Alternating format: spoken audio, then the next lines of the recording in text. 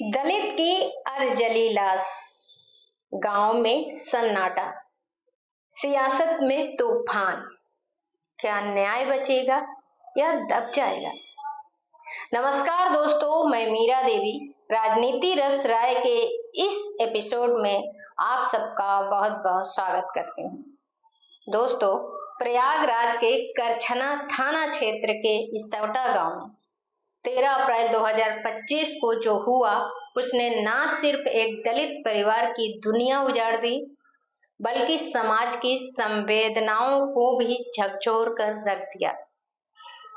30 वर्षीय मजदूर देवी शंकर, जो 3 बच्चों का बाप है और अपने बूढ़े माँ बाप का इकलौता सहारा था, 12 अप्रैल को गेहूं की मड़ाई के बहाने गांव के ही कुछ लोगों के साथ निकला था।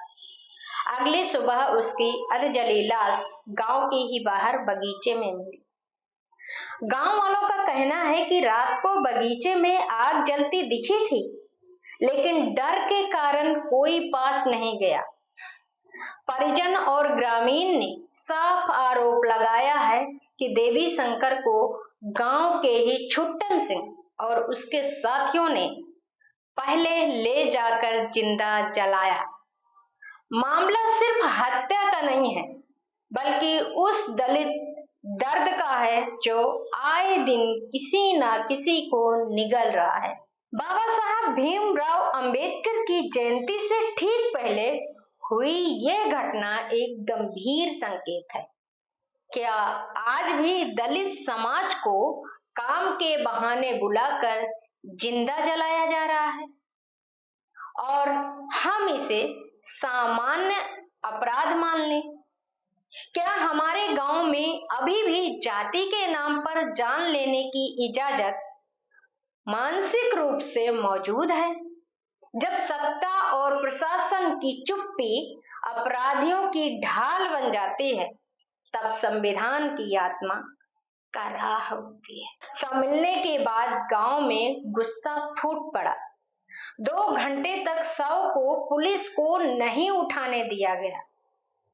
ये विरोध सिर्फ हत्या के खिलाफ नहीं था, बल्कि उस व्यवस्था के खिलाफ था जो आज भी कमजोर को न्याय से दूर रखती है।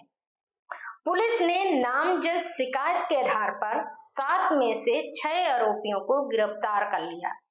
मुख्य आरोपी छुट्टन सिंह अब भी फरार है। एसपी करछना के मुताबिक हत्या के बाद शव को जलाया गया, लेकिन क्या देवी शंकर को जिंदा जलाया गया? इसका जवाब पोस्टमार्टम से ही मिलेगा। सवाल है कि क्या जांच निष्पक्ष होगी? क्या आरोपी पर वैसे ही कार्रवाई होगी जैसी कमजोरों पर होती है? घटना सामने आते ही बसपा प्रमुख मायावती इसे सामंती ताकतों की करतूत बताया, तो वहीं अखिलेश यादव ने इसे सत्ता और अहंकार की उपज कहा।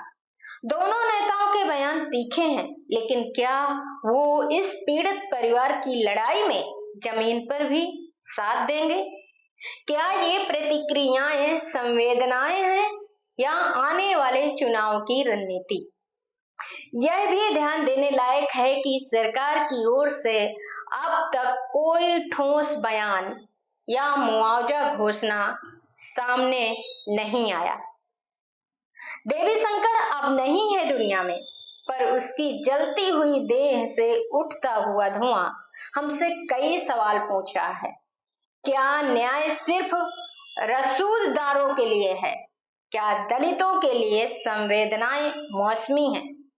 और क्या सरकार की चुप्पी उसके पक्ष को जाहिर कर रही है? आज जरूरत है कि हम इन सवालों को सिर्फ बहस तक ना रखें, बल्कि सड़कों से सदनों तक पहुंचाएं, वरना कल फिर कोई देवी शंकर इसी तरह जला दिया जाएगा और हम फिर एक दुखद खबर का सामना कर रहे होंगे। आप ही बताइए, क्या वाकई इस देश में इंसान बराबर है? इस बार के लिए बस इतना ही। अगली बारी मैं फिर मिलूंगी एक नए जमीनी सच और राजनीतिक चर्चा के साथ। तब तक के लिए नमस्कार। खबर लहरिया, आपकी खबर आपकी भाषा।